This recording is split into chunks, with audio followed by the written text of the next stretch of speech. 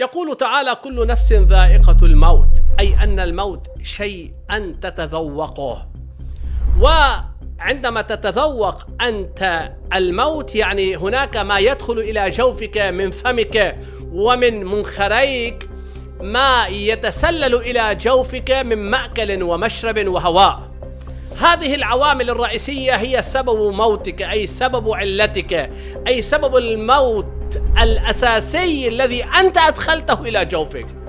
كيف تستطيع أنت أن تخرج هذا الموت الذي أدخلته من خلال المرض والعلة، المأكل والمشرب والهواء؟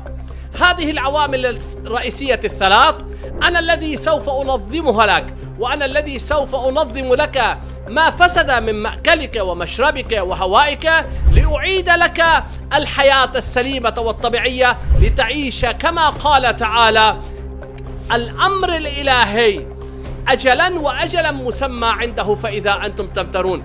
قد يكون الله تعالى كتب لك أن تعيش 90 سنة، ولكنك من خلال مأكلك ومشربك والهواء الذي تستنشقه